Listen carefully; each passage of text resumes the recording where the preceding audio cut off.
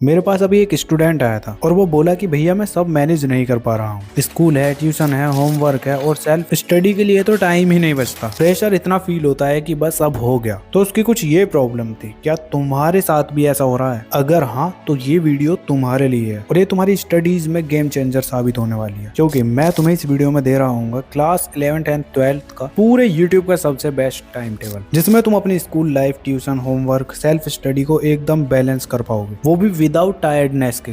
So hi everyone, this is Mukul Bhardwaj और आज की वीडियो में हम बात कर रहे होंगे क्लास 11th एंड 12th के सभी बच्चों के लिए एक परफेक्ट टाइम टेबल की। एक ऐसा टाइम टेबल जो सिर्फ तुम्हें स्टडी के लिए ही नहीं बल्कि तुम्हारा फोकस, एनर्जी और कंसिस्टेंसी बनाए रखने के लिए होने वाला है। अगर तुम इसे सीरियसली फॉलो कर लेते हो तो तुम्हें ये कभी नहीं लगेगा कि टाइम कम है तुम्हारे पास। अब इस टाइम टेबल के तुम्हारे सबसे पहले गोल्डन रूल्स होंगे, जिसके अंदर फर्स्ट तुम्हारा होने वाला है 6 to 7 आवर्स की स्लीप कंपलसरी होने वाली है, जब ही तुम्हारा दिमाग अच्छे से काम करेगा। और उसके साथ साथ तुम्हारा पोमोडोरो टेक्निक, जिसके अंदर तुम 45 मिनट या 50 मिनट स्टडी करोगे और 10 मिनट का ब्रेक लोगे। मतलब तुम्हारा एक स्लॉट इस तरह से काम करेगा। इस टेक्निक से तुम बिना बोर हुए ज्यादा टाइम तक स्टडी कर पाओगे। ठीक है, अब इसके बाद थर्ड आता है तुम्हारा प्रायोरिटीज, जिसके अंदर तुम्हारा स्कूल प्लस होमवर्क दोनों कंपलसरी होने वाले हैं। साथ में तुम्हारा ट्यूशन होगा जो कि कॉन्सेप्ट क्लियरिटी के लिए होता है, और सेल्फ स्टडी होगा तुम्हारा रिवीजन प्लस प्रैक्टिस के लिए। अब तुम्हारे इन तीनों गोल्डन रूल्स को अप्लाई करते हुए ये टाइम टेबल क्रिएट किया गया है, जिसके अंदर तुम्हारा मॉर्निंग रूटीन कुछ इस तरह से होगा। सबसे पहले 5:30 AM पर तुम्हारी वेकअप कॉल होगी। अब तुम सोचोगे कि इतनी सुबह कौन उठता है भैया, तो बात उठने की नहीं है। फैक्ट ये है कि अर्ली मॉर्निंग टाइम जो होता है वो तुम्हारे ब्रेन के लिए एकदम गोल्डन आवर्स होते हैं। सुबह के टाइम तुम्हारा ब्रेन एकदम फ्रेश होता है, डिस्ट्रैक्शंस जीरो होते हैं, और जो भी चीजें तुम मॉर्निंग में पढ़ते हो ना वो तुम्हें लॉन्ग टाइम तक के लिए याद रहते ही रहते हैं। ठीक है, तो समझ गए ना मॉर्निंग में उठने की क्या इंपॉर्टेंस है। कोई नहीं, 1-2 दिन तुम्हें टफ लगेगा,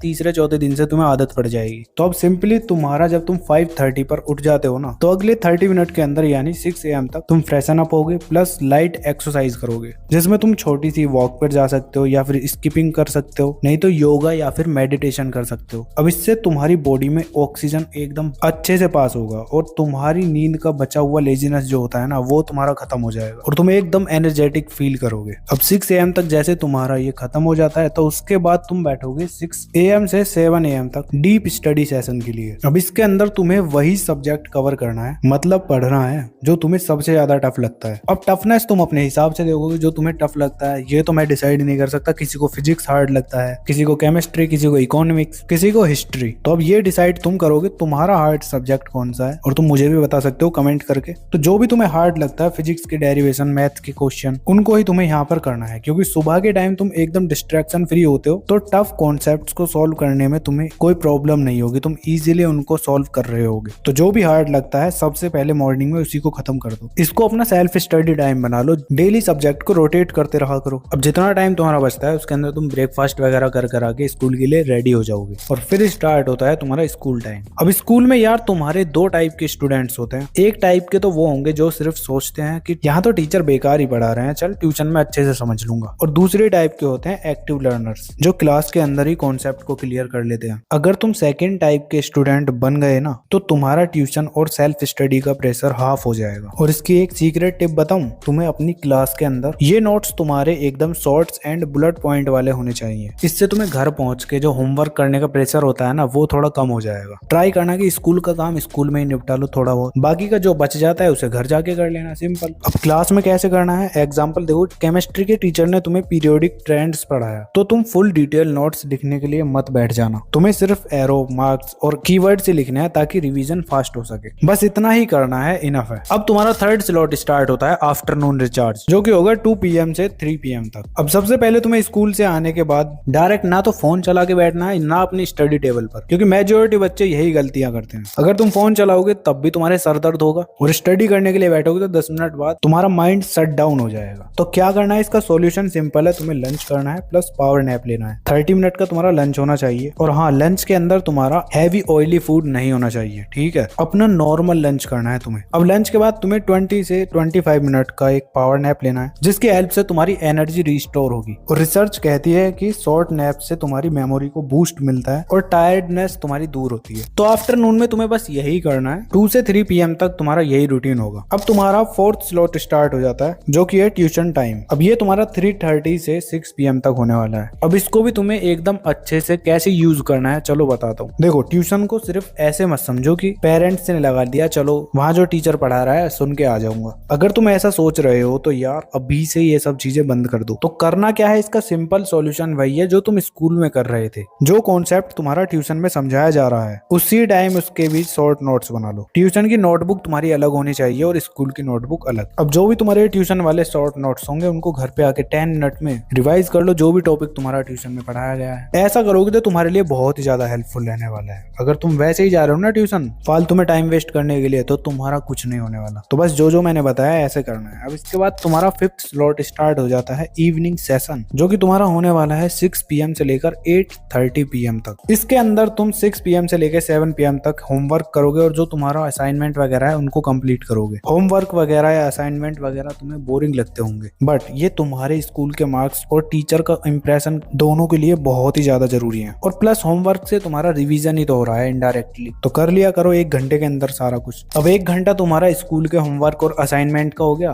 जैसे ही वो कंप्लीट हो जाता है तो उसके बाद 7 PM से 8 PM तक तुम्हारा ट्यूशन का रिवीजन और साथ में थोड़ा बहुत जो टाइम बच जाता है उसमें सेल्फ स्टडी का टाइम तुम्हें इंक्लूड कर लेना है। अब इसके अंदर जो तुम्हारे ट्यूशन में आज पढ़ाया गया है उसको रिवाइज कर लो। 10 मिनट के अंदर तुम इजीली पूरे टॉपिक को रिवाइज कर लोगे। और अगर ट्यूशन में टेस्ट वगैरह या ट्यूशन ही नहीं हुआ तुम्हारा तो उसके अंदर तुम एक इजी सब्जेक्ट उठाओगे, जो भी तुम्हें इजी लगता हो सब्जेक्ट उसको उठाओगे और उसकी सेल्फ स्टडी करोगे। बस कहीं भी यूट्यूब वगैरह से रिवीजन वीडियो देख लो या फिर अपने नोट्स तुमने बना रखे हैं उनसे उसका रिवीजन कर लो। इतना कर लोगे इनफ है, ठीक है। इसके बाद तुम्हारा 8 से 8:30 PM तक डिनर प्लस चिल टाइम होने वाला है। डिनर के बाद तुम्हें थोड़ा रिलैक्स रहना है। चाहे तो फैमिली के साथ टाइम स्पेंड कर सकते हो 5 से 10 मिनट, या फिर हाथ में फोन लो और थोड़ा वॉक कर सकते हो घर में ही। इससे तुम्हारा माइंड रिचार्ज हो जाएगा। इतना कर लेते हो तो तुम्हारा इवनिंग स्लॉट अच्छे से कंप्लीट हो गया होगा। अब ये होने के बाद तुम्हारा लास्ट स्लॉट बचता है नाइट स्टडी। अब ये तुम्हारा सेकंड गोल्डन स्लॉट है। रात का टाइम तुम्हारा एकदम क्वाइट होता है तो ज्यादा तुम्हें डिस्टरबेंस फील नहीं होगा। अब इसमें तुम 8:30 से 10 PM तक प्रॉब्लम सॉल्विंग वाले सब्जेक्ट कर रहे होगे। मतलब यहाँ पे तुम्हें वो सब्जेक्ट करने हैं जिसमें तुम्हें प्रैक्टिस करना इंपॉर्टेंट है। एग्जाम्पल जैसे फिजिक्स में तुम करंट इलेक्ट्रिसिटी वाला चैप्टर कर रहे हो तो उसके तुम्हें फॉर्मूले नहीं रटने हैं, तुम्हें उस चैप्टर के एटलीस्ट 10 से 15 क्वेश्चन सॉल्व करने हैं इस टाइम पीरियड में। इससे तुम्हारा वो चैप्टर और ज्यादा स्ट्रॉन्ग हो जाएगा। ऐसे ही तुम्हारे पास जो भी सब्जेक्ट है जिसकी तुम्हें प्रैक्टिस करनी है उस सब्जेक्ट को तुम इसके अंदर कर रहे होगे।